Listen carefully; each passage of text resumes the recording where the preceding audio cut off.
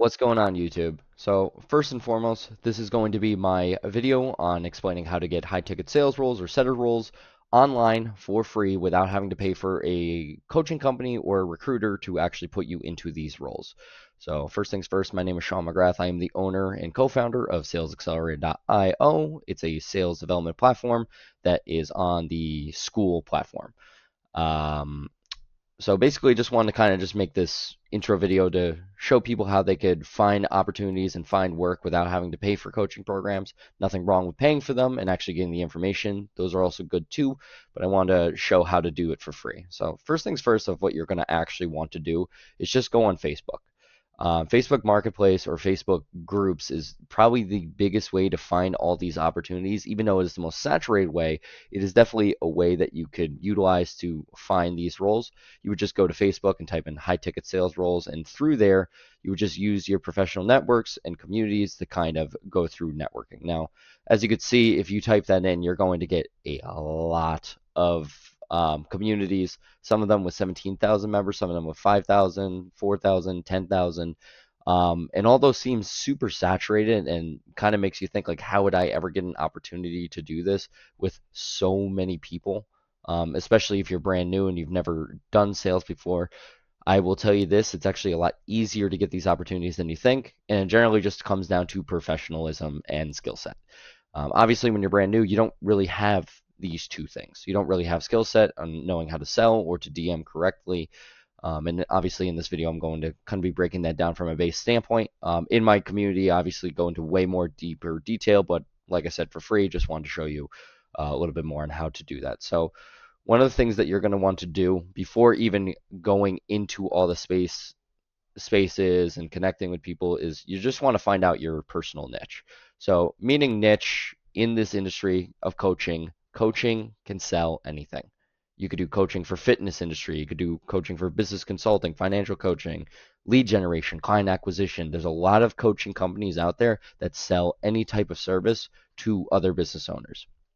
This being said, you're going to want to determine the type of niche that you feel as though you do the best in. Say if you're brand new and you're really into fitness, maybe trying to find a fitness program of a guy who's doing very well, reaching out to them and saying like, hey, I'm really into fitness as well. Kind of so on and so forth. Like connect it with a coaching company that you truly believe that you would believe in without even knowing anything about it. If you like coaching in personal development, saying like more of like a Tony Robbins thing, because that has really helped you, maybe those are opportunities you should be looking into. Tony Robbins, you're probably going to need a little bit more experience than nothing, but I've talked to his recruiter too. They're a really professional team, good team, but you definitely need experience. But there's plenty of coaching programs out there that are just budding out and just growing that you'd probably be perfect role for. And big thing is understanding their pain points even before reaching out. Like I said, if it's someone in the fitness industry, you could reach out and be like, listen, I am so passionate about fitness, and I understand there's so many like roadblocks with teaching people. That's to the business owner's mind, they're gonna be like, wow, this guy actually understands this industry. He actually understands the pitfalls of why people don't work out or why they don't stay consistent because he himself has been in the industry, like been working out and actually cares about health. So it's almost like a natural fit. Same thing with like personal development. You could tell your story of like, oh, I was really sick, maybe I was a drug addict, whatever it may have been, and I found Tony Robbins and he really helped me get through all my grief and all my anxieties, and I really was able to work with myself, and I'm so passionate to help the next person do that. Great, might be an excellent fit. So finding out your niche is going to be a super super important thing. And then going to the third part is connect with the right people. Because you could have these two parts really down well. You can understand your exact niche. You can understand exactly what you're looking for in a high ticket sales role. Um, but you need to identify the right opportunity because there are a lot of programs out there that aren't the right opportunity, that are just starting out, that they're kind of scammy, or they're just not good, or the payment structure is not good, and they're going to make you work like a horse with no pay. You got to be really careful about the opportunities you look into. Just because someone gives you an opportunity doesn't mean you should just take it right away. I obviously truly believe that you should take your time in looking for one. Now, if you have zero sales experience, it might be worth taking one of those opportunities just so you can gain experience, and looking at as kind of like a bare minimum like curve of just learning. But like I said, kind of looking deeper into that side, it's good to understand the right opportunity. A big thing that you want to do too to get the right opportunity is you want to actually look professional. One of the big things that I always recommend people to do is to have a really nice Instagram page, like one where you have like a couple really good photos, explain who you are. Like this guy right here is one of our clients, even, or one of the guys that we've helped get through high ticket sales roles too.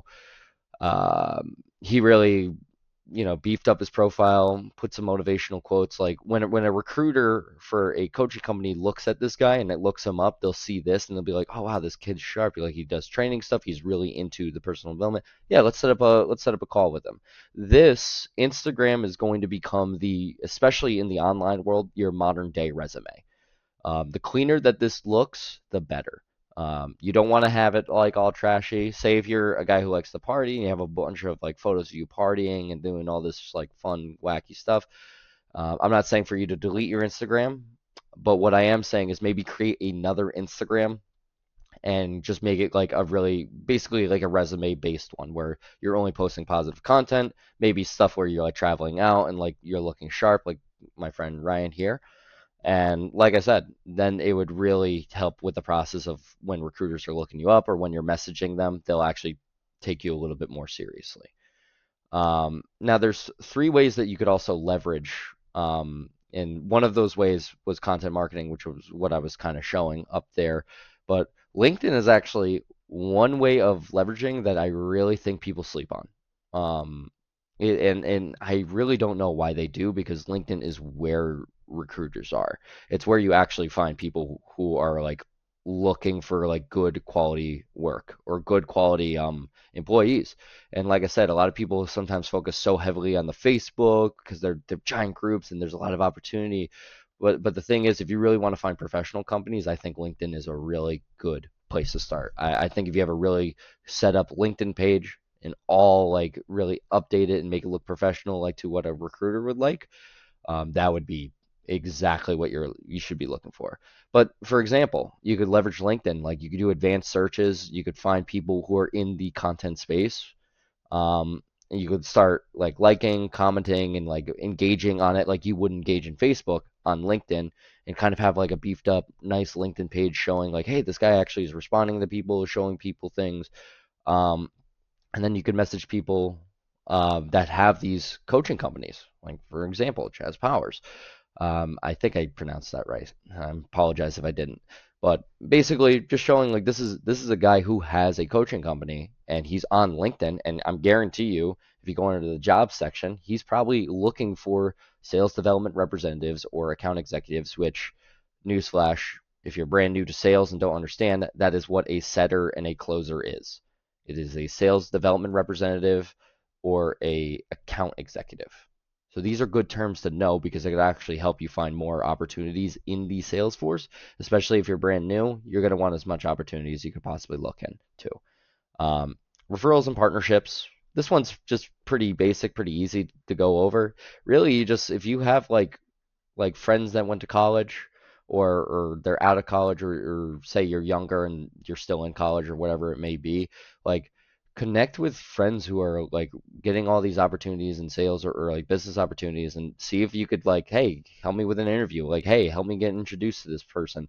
That's actually probably the biggest perk in college that a lot of people talk about, but I feel like they kind of brush over is that a lot of people generally will work with the same people that they went to college with because in these major corporations, major companies, and even in these major coaching companies, there is a recruitment process, and generally, a lot of people who like the companies that they work at will recommend their friends, so they could like the company even more, and they're working with their friends. So it's good to just like leverage your connections and like just reach out to people, and you could do that through LinkedIn too, because probably a lot of the people you went to school with or this or that have a professional LinkedIn and maybe they're working at companies and that are remote and you could just be like, hey, listen, I'm really trying to get into sales, blah, blah, blah, blah. Do you think you can help me get an interview? Boom. Easy way to get like a at work from home sales job.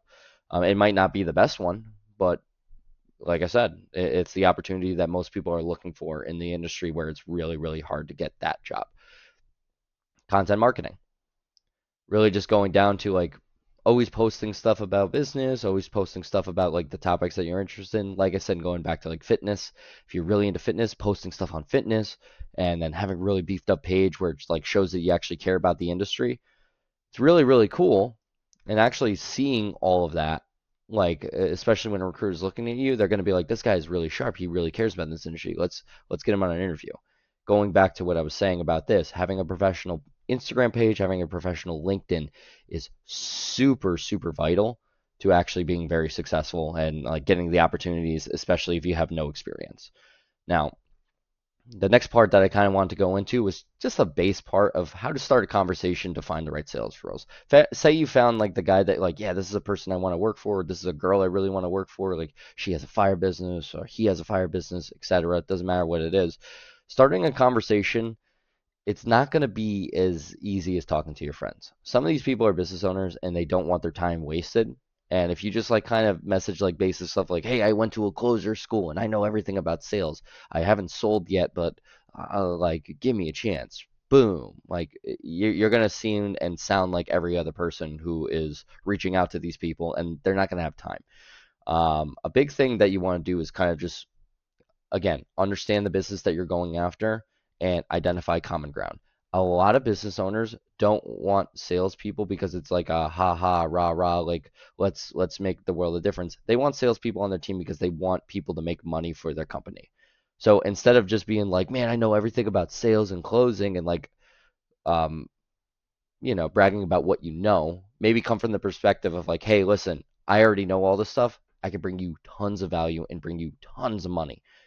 And I could do this because I actually have sales experience. Not just telling them what you know, but also why what you know will make them money.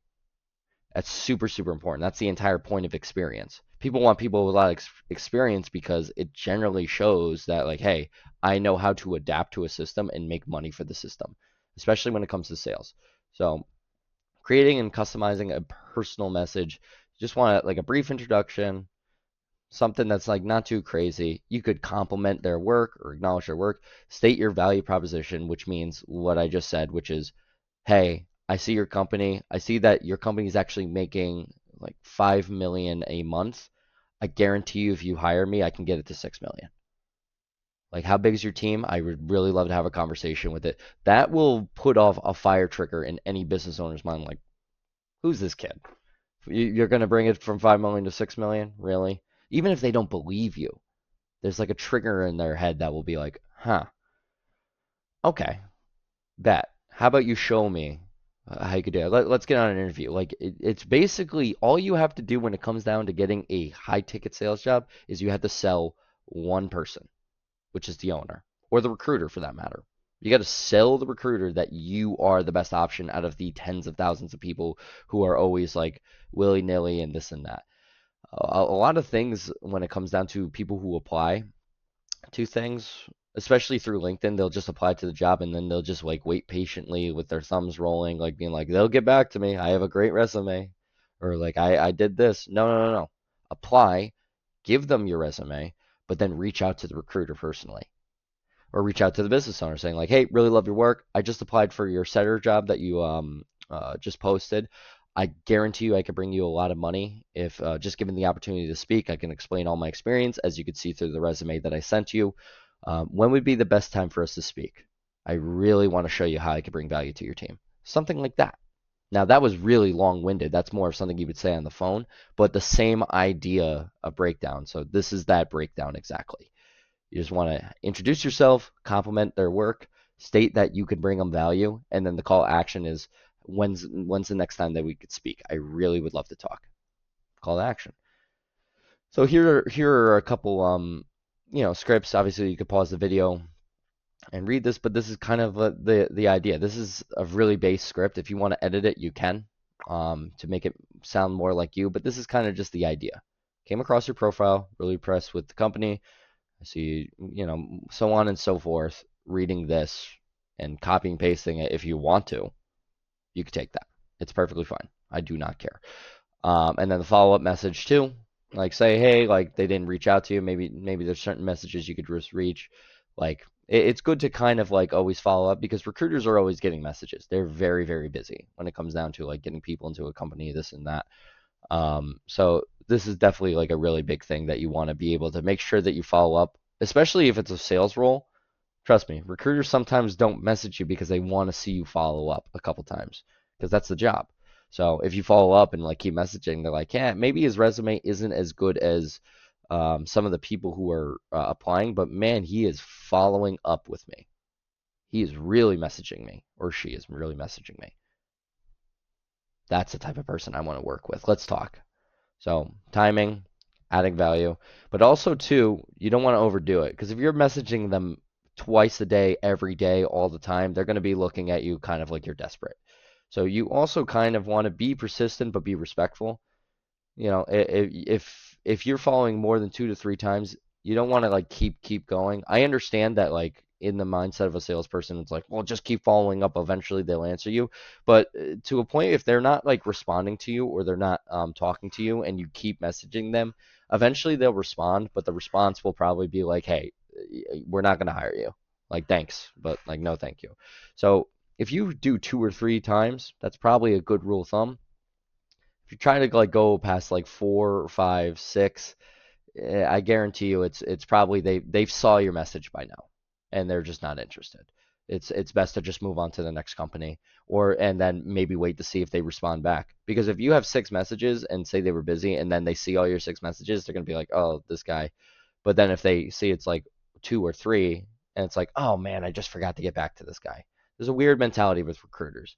So you just don't want to overdo it, but you also want to show that like, hey, I'm also like interested. So it's a weird fine line. But this is my basic presentation on this. I hope you got a whole bunch of value from this video. Like I said, if you want me to go into more depth and kind of explain deeper detail, please leave a comment on YouTube. And better yet, if you want to watch more of my information, I have a school community where I teach all about sales, leadership, not to mention how to get work in the setter and closer space. But if you were going to run your own team or you were a business owner who was looking to hire a bunch of other setters or closers and like how to do that correctly and how to lead them and what is that supposed to look like, um, take a look at the community, take a look at what I have to offer. Again, hope you got tons of value from this video, and I'll see you in the next one. Take care.